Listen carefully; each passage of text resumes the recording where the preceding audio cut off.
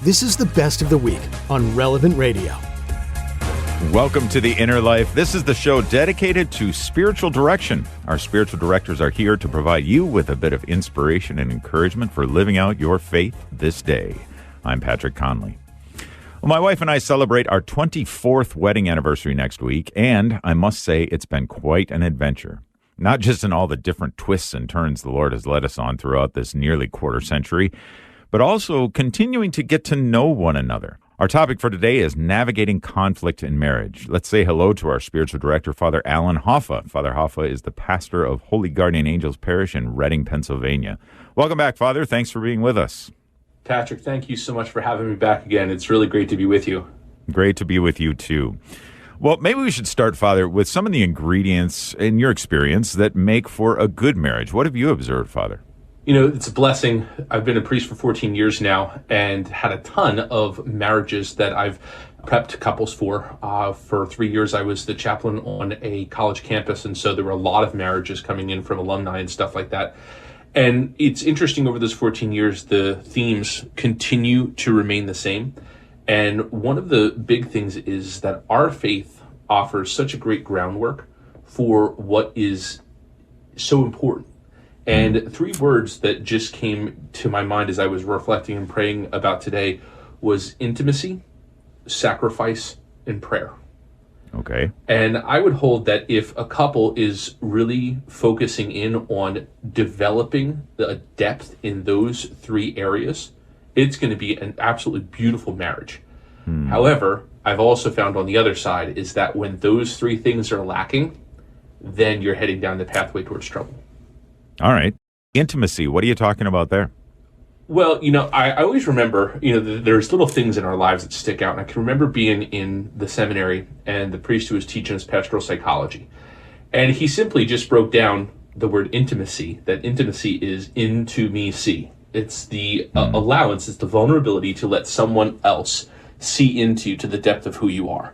And one of the things I always talk to my couples about is the moment that you start with that first thing in your mind that you say, oh, I'm not going to tell my spouse about that, or they can't know about that part of me, you're starting a pathway that is problematic.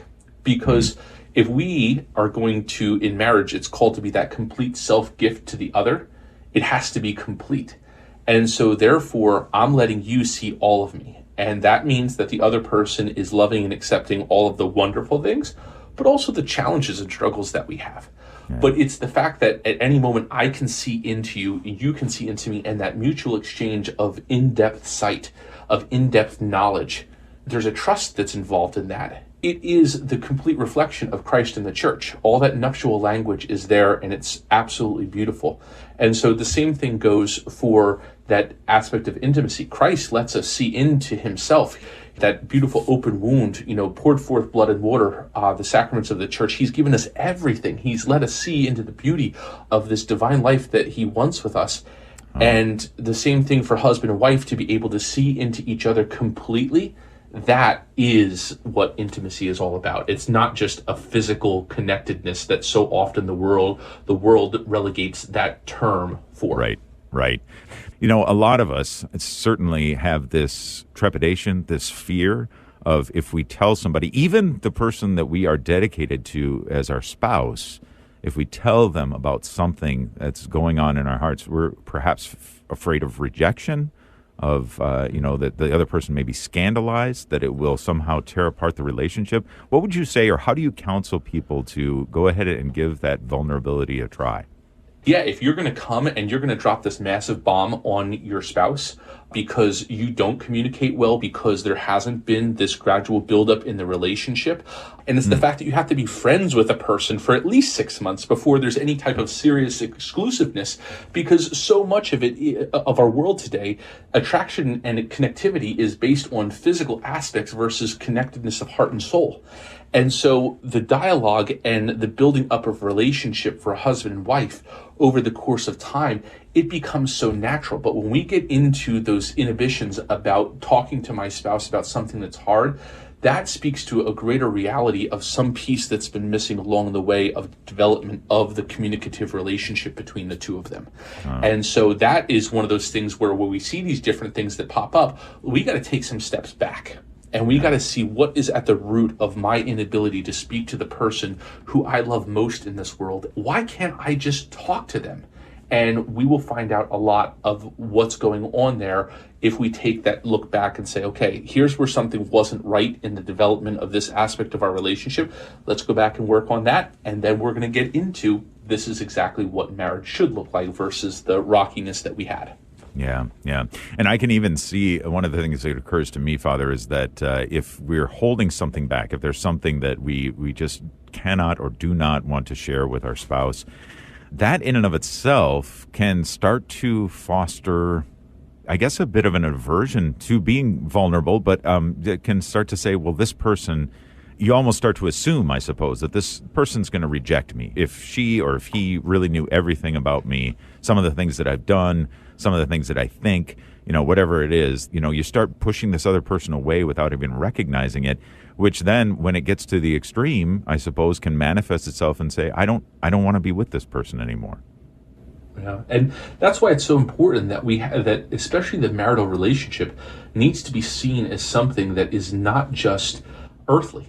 And one of the most beautiful moments is sitting with couples, especially as they're preparing for marriage, but also to remind them when hard times hit, the ultimate goal. I sit with my couples, I say, okay, so what is the ultimate goal of all of this? Why are you getting married? What do you want to accomplish here? And they talk about all these wonderful things, and it's absolutely beautiful. But when you share with them the fact that the goal of all of this is to get your spouse to heaven, and that they're working to get you to heaven, it takes on a completely different context, because now you're not just trying to suffice an earthly contract. You're trying to engage and to accomplish a divine commission. And that means that relationship is different. And when we use all of these earthly determinants that couples use to be able to say, well, I can't tell my spouse this because of this is how the world would react. Okay, but how about we take a look at how God's going to react? How is this going to affect their salvation? How is this going to affect your salvation? And then it takes it to a higher level that, you know what, that means more to me than anything else. So I need to push through this. I need to gain the confidence. I need to look at the tact of how I'm going to speak to my spouse about this. And then I need to go after it. Okay, so intimacy, sacrifice was the next thing on your list. What are we thinking of when we talk about sacrifice in a marriage relationship? It's interesting. People throughout their life, they have had different experiences with sacrifice. Some people really haven't had to make sacrifices. Other people who have had to make sacrifices understand its value, understand its effect, and actually people who have had to make sacrifices in life, I believe personally that they make for better relationships because they understand what it means to put your personal wants aside for the good of someone else, something else. And, when I speak to my married couples at their weddings, a lot of times what I do is I talk to them about those levels of love and that the ultimate form of love that is found in marriage is sacrifice. And I ask them, agape, are you willing to die for the other person? And they look and they say yes. And I remind them that we don't have too far to look for that of a reminder of what that looks like in our faith, because it's the cross, it's the crucifix, it's Jesus. And, right there in that moment, it wasn't about him. It was all about us. And it was that complete self-gift. And so often when a couple comes and they're struggling, I'm like, how's your life of sacrifice going? Now, sometimes you might find that it's lopsided. One person, finds themselves sacrificing all the time. And the other person's like, I'll make a sacrifice here and there. And then they equate it. The person who's sacrificing 24/7, the other person is saying, oh, I've made a few sacrifices. And they think that that's equal. But the person who really understands sacrifice and is immersed in that spouse, they're like, no, it's not, because you're only doing this occasionally where I'm all in this. And when you are all in and the mutual exchange is happening, you don't even notice that you're doing it because it's just a part of your life. It's the part of your love.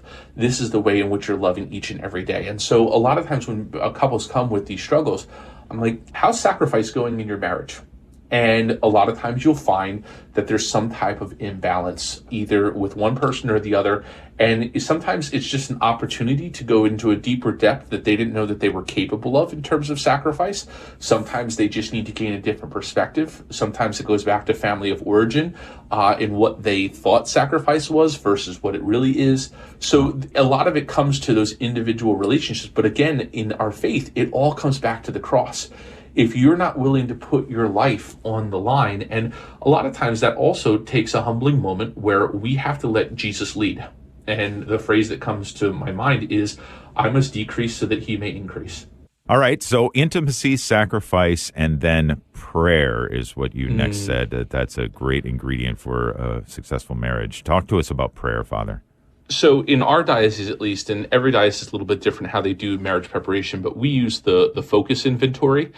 And it's a great little tool. It's one of like those personality indicators, but they ask you all different things in different sections of marriage and things to consider. And it's always neat to see how couples, respond to that. But one of the things that they ask about in the spirituality and values section is the importance of praying for your spouse and with your spouse.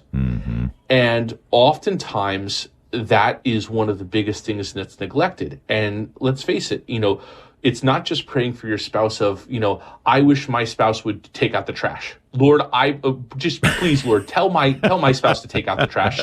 Lord, help my spouse to take out the trash. Yeah, you could pray for that. But how about, praying for your spouse when you know that they're struggling, maybe at work, or when you have that desire for them to love you in a different way, to pray for them that they find that clarity of how to love you, or pray how to love them. Pray how to love them in a different way. Pray how to talk to them. How do I go about talking to this person? Well, pray about it first. Discern with the Lord. How would Jesus go and talk to them? You go and talk to them the same way, with that compassionate heart. But so often, because of the busyness and all of the excuses that we can make, you're not praying for or with one another. And again, everybody's prayer rhythm is different. So sometimes people get very intimidated for that. But it could be just the fact of, when you can, and we see this depicted in movies and TV and stuff like that, when you're sitting there laying in bed with your spouse and you can feel that something's off and, there's no communication, there's no verbal communication. How beautiful would it be to just even hold that person's hand and to pray just silently in your heart, whether you're praying to Our Lady or praying to our Lord, and ask for, or the Holy Family, there's so many different places to go, but to just pray for them, to let them know that you're there, because you can find isolation in marriage. And one of the great ways to bond that every facet within the marriage of communication, prayer is communication. And so it's important to pray with and for your spouse, and to also make sure that they're doing the same with and for you. This entire episode of The Inner Life is on the Relevant Radio app. The Relevant Radio app is completely free and updated daily with fresh articles, podcasts, and prayers. Don't delay. Download the app today. And thanks for listening.